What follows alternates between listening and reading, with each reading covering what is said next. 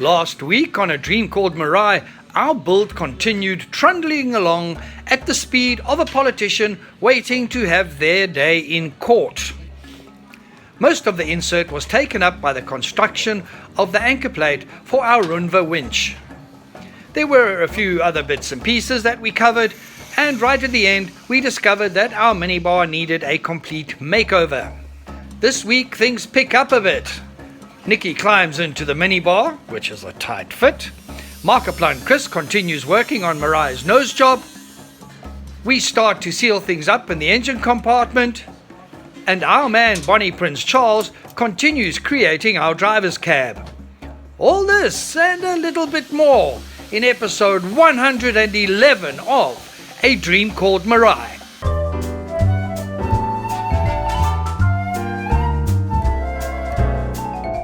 It is a new week, it is a new day, and we are going to have a hell of a lot more challenges, and they are mounting up and they're clapping me on the back of the head hard. The biggest one being time, the time it is going to take to finish this vehicle. We've had a couple of slow weeks in our first few weeks of 2023, and hopefully this week we can really just ramp things up a little bit. We are still working on the front of the vehicle, and this week it's sealing everything up, and I hope a hell of a lot more. Right, let's see if we can up the pace. We ended last week with Nikkie taking over the task of fixing some of the finishes on our minibar. This small part of our build, while of no major significance, is important when it comes to us enjoying living out of Meraai. We want ice, we want wine, we want it close at hand while chilling watching the sunset. The minibar compartment now has a styling stainless steel floor. Nikkie has made everything a uniform size so it fits snugly into the compartment. And this is what Nikkie has turned out for us. A vast improvement on what we had. This, however, is not a vast improvement. This is torture. This is what Prince Charles likes to work to. Our man, old Bonnie Prince Charles over here, is hard at work doing all the steel work for our center console and the floor area. We have to get that sorted out before we can even look at building a base for our seats. Charles has completed the basics of the center console. Next he starts to create the floor area behind the console. This is where our second compact fridge freezer unit will stand. It needs to be strong, and it will also need some really good insulation. This fridge will be accessible while we are driving on those hot steaming summer days. We have also made another big decision regarding our seats. Now Charles is about to start building the bases that the front seats will stand on. A mock-up is created to get the correct sizes. I hope you can hear me over Prince Charles's stunning music choice. What he's busy with now is building the base for our seats. We, for a long time, considered putting our front seats on a swivel, which would be great. You know, when you stop, you don't need to, you just turn the seat, walk through to the back of the vehicle. So we've decided, we've made the call now, we're doing fixed seats. There's a lot more space. We don't have issues with seats turning and bumping into doors, etc. And so that is what Charles is busy with right now. Charles works quickly and in no time at all has built the 2-seat bases. There will also be a small storage area beneath each seat, accessible from the side of the base. Bram and Charles do some final checks before Charles starts to neaten everything up. The base interior walls will be lined with rubber to prevent any nasty rattles while we are driving. Back at Meraai, work continues on her nose. Auto Mike has sorted the wiring out so we can move our winch control, and Markiplier Chris is securing the unit in place. The winch base plate has also now been bolted and welded into place. After last week's episode, another little interesting debate has reared its head, and that is my vehicle weight. A lot of you oaks reckon I'm being very ambitious if I'm looking at 3.5 to 4 tons with a gross vehicle mass of 5 tons.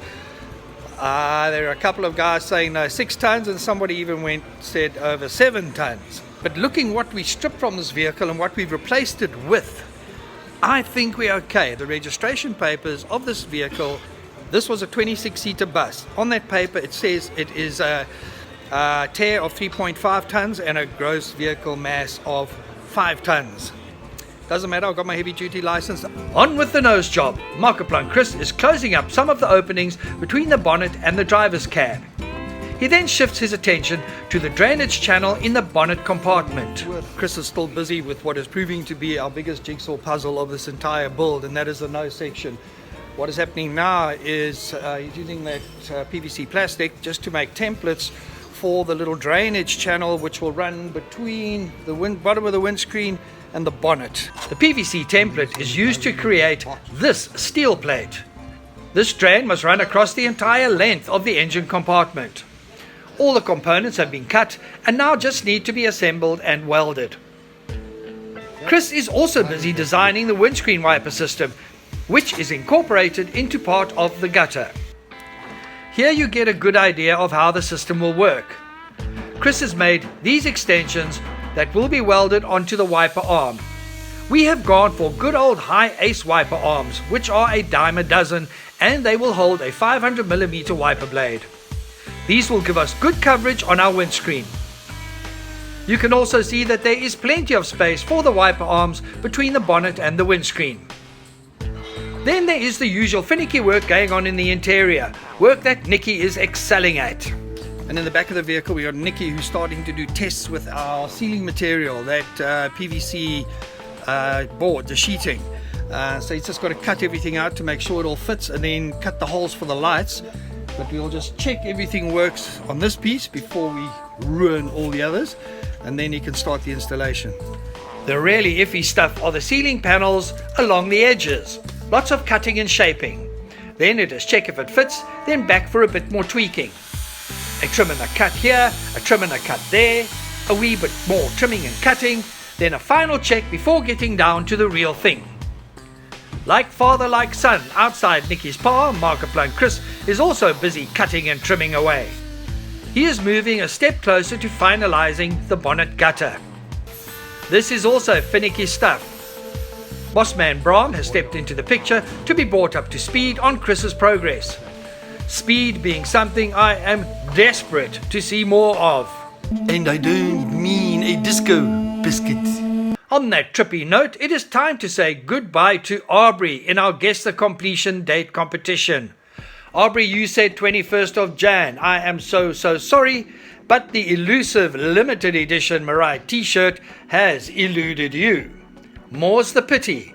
There are still 8 of you in the running, and time is slipping away. Who will be on the money? Us human beings are incredibly judgmental, and you know, when you meet somebody and you look at them, the first thing you look at is their nose. It's a very important part of your fizz. And then when you leave that person's presence, you normally say to your mate, "Yo, bro, did you see that conch on that person?"